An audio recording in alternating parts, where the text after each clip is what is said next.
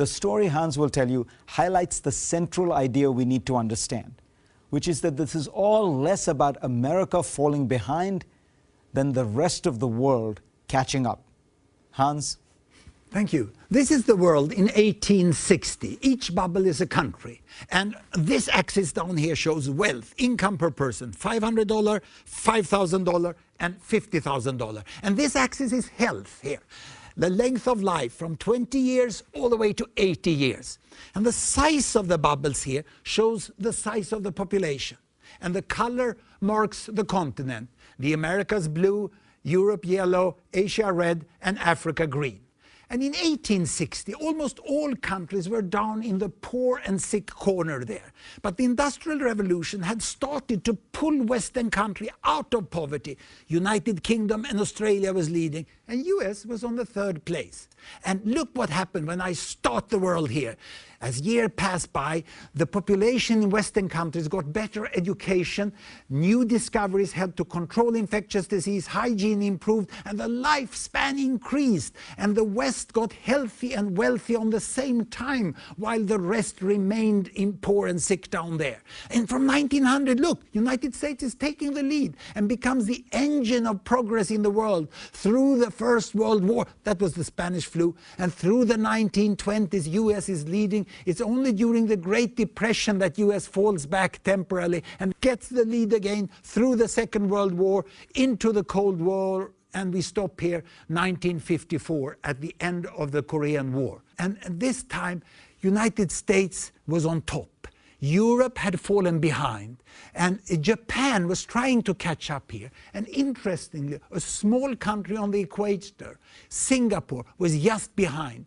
Latin America was in between, and China and India were still down here with low life expectancy and with low incomes. But they had gained their independence. And look what happened after 1954. Here, US continuing the lead, but Europe is closing in, and Japan there, they make this amazing catch-up together with Singapore and other tiger economies in Asia. And here, China and India got education, small families and health before they start this amazing economic growth, where they catch in together with more and more emerging economies, and they keep up the speed through the last economic crisis, and here we are today, 2010.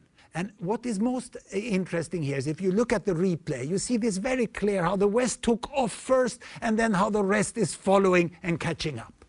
And how will this continue? Well, let's make a projection into the future by going backwards first. This is where China was 1980. They had very low income over there, you know, and US was all over here in the other end.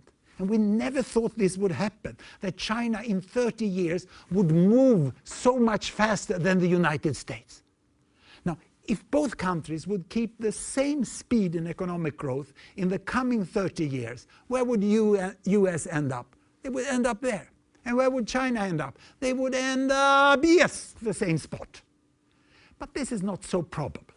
Because when a country gets richer, the population gets older, and it's very difficult to keep the same economic growth. We can see that on Japan.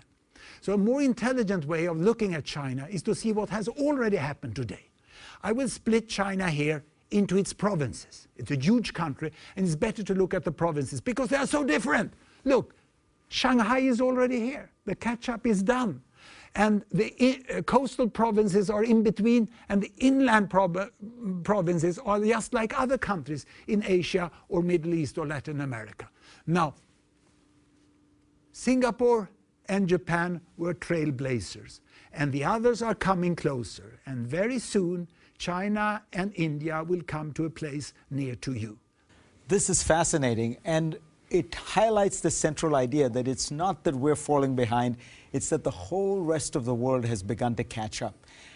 And what it suggests is that it's not so much that people are overtaking us, it's that everybody is moving into the same space, that there's a whole set of advanced countries, European and Asian, that are all converging in one space. Yes, it's the healthy, wealthy corner. That's where people want to live. I live there myself. It's a nice place.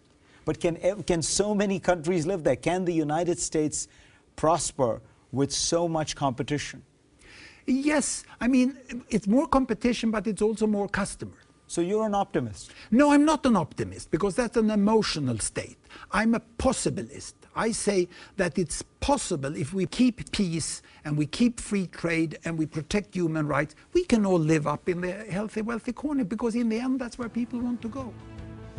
That's an optimist for me. Hans Rosling, thank you very much. Thank you.